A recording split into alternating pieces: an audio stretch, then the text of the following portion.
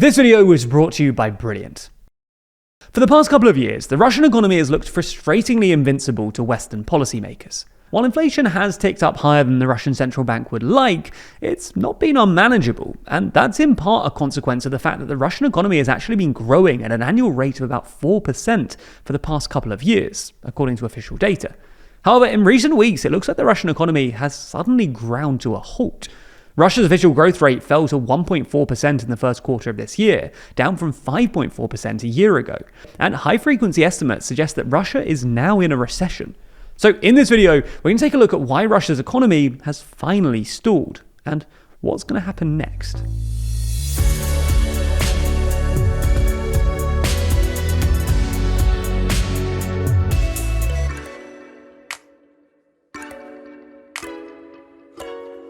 Who's the best politician right now? Hear our thoughts and argue with us on our podcast, the World Leader Leaderboard. Find it on the TLDR Podcast YouTube channel or in your favorite podcast app. So let's start with a quick recap. As we've detailed in previous videos, the Russian economy has so far outperformed expectations.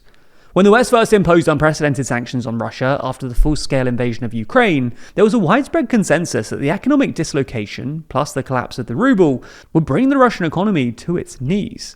However, that's not quite what's happened. While there was some turmoil and the ruble did fall, both the ruble and the wider Russian economy quickly recovered. In fact, the ruble recovered from a low of 130 to the dollar in March of 2022 to about 60 to the dollar later that year, stronger than it was prior to the invasion of Ukraine. And while the Russian economy did suffer a slight recession in 2022, contracting by 1.2%, it promptly returned to growth, growing by 4.1% in 2023 and 4.3% in 2024. This actually made Russia one of the best performing large economies in the world over this time period, with growth rates more than double that of most European economies. So how did this happen? Well, some of it was the consequence of savvy monetary policy, which mitigated the immediate impact of sanctions. Russia's central bank immediately hiked its benchmark interest rate from 9.5% to 20%, making it more attractive to hold rubles, and helped the Kremlin enforce stringent capital controls to stop money from fleeing Russia, including limiting the number of rubles on official exchanges, banning foreign investors from selling their Russian investments, and requiring exporters to convert 80% of their foreign exchange reserves into rubles. This prevented a bank-run style crisis, kept inflation down to manageable levels, and bolstered consumer and business confidence.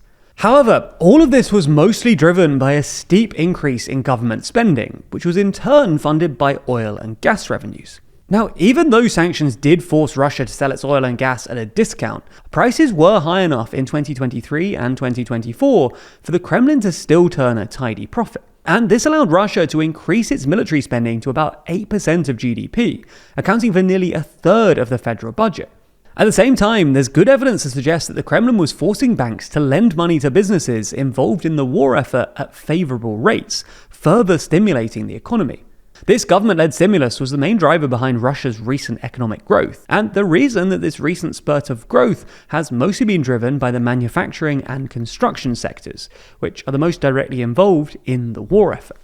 However, all of a sudden, it looks like the Russian economy is finally stalling. We first got a good hint of this last month, when Goldman Sachs' high-frequency index of the Russian economy, which basically uses a whole load of constantly updating data to produce a real-time estimate of Russia's economic performance, and which has broadly tracked Rosstat's official GDP numbers, went negative for the first time since the invasion, suggesting that Russia has suddenly slipped into recession.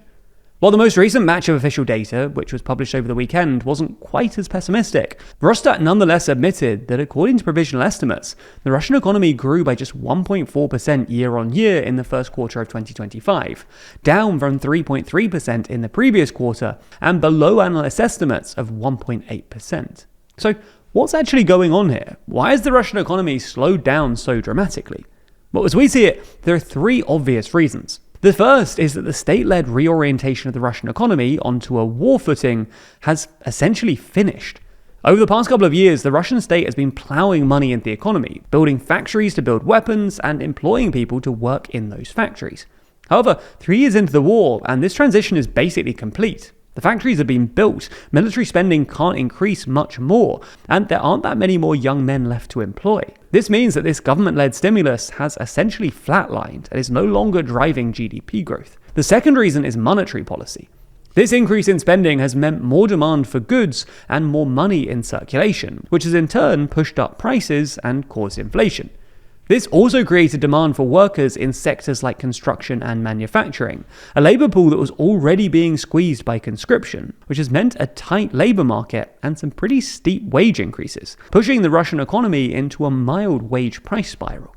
To combat both this wage price spiral and the more general increase in inflation, which is now running at above 10% year on year, the Russian central bank has hiked its benchmark interest rate back up to a 20-year high of 21%. And it looks like this is finally taking its toll on growth. And the third reason is that this is just a trend you often see in high inflation economies. When inflation goes up, consumers expect it to stay high for some time, and they go on a spending spree because it makes more sense to spend your money now before inflation eats away at its real value.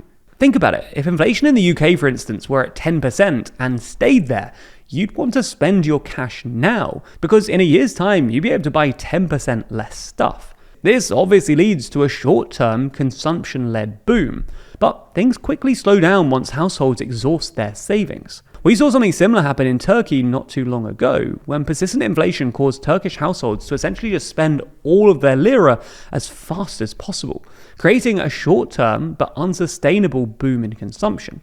Now, it's important not to overstate this. The Russian economy is nowhere near collapse, and the Kremlin isn't going to run out of money to feed its war machine anytime soon. Nonetheless, it's at least true to say that this will give Putin a bit more of an incentive to take peace negotiations seriously, especially because Trump clearly wants an excuse to normalize economic relations with Russia.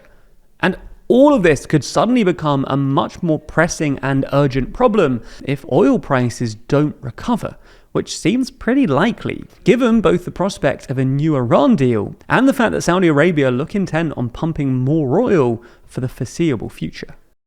If you're engaged with complex topics like these, it's probably fair to say that you're at least somewhat interested in improving yourself through interesting, engaging online learning. If so, you'll be interested in this week's sponsor, Brilliant. Brilliant is a learning app designed to help you understand topics from the ground up, on everything from maths to science to AI. Each lesson is filled with hands-on problem solving that lets you actually play with concepts, a method that's proven to be 6 times more effective than just watching lecture videos. To add to this, their app is designed to help you learn wherever you are, with fun, hands-on lessons that you can do whenever you have the time. So instead of mindlessly scrolling on social media, you can get smarter in a few minutes each day. For instance, Brilliant's newly updated science course helps you make sense of our universe at entry level, from the mechanics of simple machines all the way up to black holes. The course helps you better understand the world we live in by explaining the physical principles that drive modern technology, while helping you develop your scientific intuition through visual, interactive problem solving. To try Brilliant for free, visit brilliant.org/TLDR, scan the QR code on screen, or click the link in the description. By doing so, you'll get 20% off an annual premium subscription, and they'll know that you came from us, which really helps us out.